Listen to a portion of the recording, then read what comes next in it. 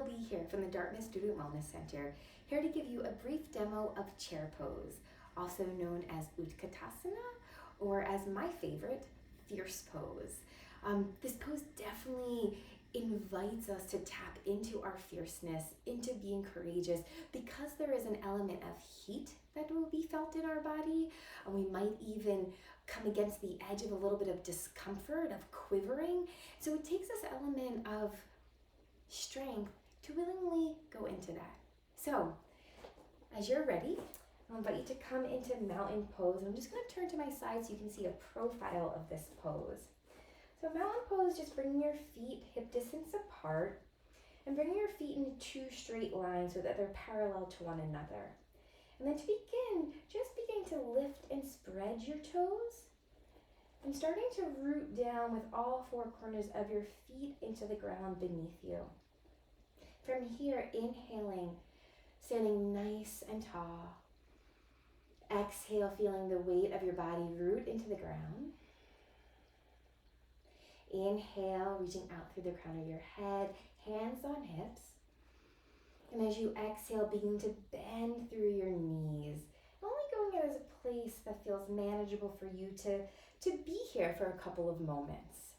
And then from here, you're going to notice that you might kind of dump out with the chest, with the belly hanging over your legs. We're going to counter that by lengthening the low back and drawing the low belly in. So to lengthen the low back, you scoop the tailbone under, draw the low belly in, and draw the shoulders up, back, and down so they're floating over your hips. From here, lengthening the back of the neck, just like we did with the back of the back, by drawing tall through the crown of the head and letting the tops of the shoulders remain heavy. You might even just shake the head, yes and no, back and forth to release any tension in that part of the body. Allowing the gaze to remain soft, even looking towards the front edge of the mat if you're on it, or about 4 feet in front of you. From here, you might already start feeling some heat in those quads, so I'm just going to invite you to tune into those sensations, to breathe a little deeper when that happens. And from here, beginning to just to shift the weight in your feet until you find that sweet spot where you're not tipping in the front of the foot, but the weight's coming more towards the heels and the sitting bones are floating over the heels in that direction. And then from here, still drawing that low belly slightly in, tucking the tailbone, inhaling. As you exhale, drawing shoulders up, back, and down. And then next inhale, floating your arms overhead while keeping the shoulders soft. From here, either lining the biceps next to your ears in that direction, flailing through the fingers. It's a nice option to bend the elbows a little or even a lot. I really like to come into cactus for this pose, creating more space. And this is what cactus arms look like, just so you have a vision. Then squaring back off. And from here, as you rest and settle into this pose, beginning to deepen your breath.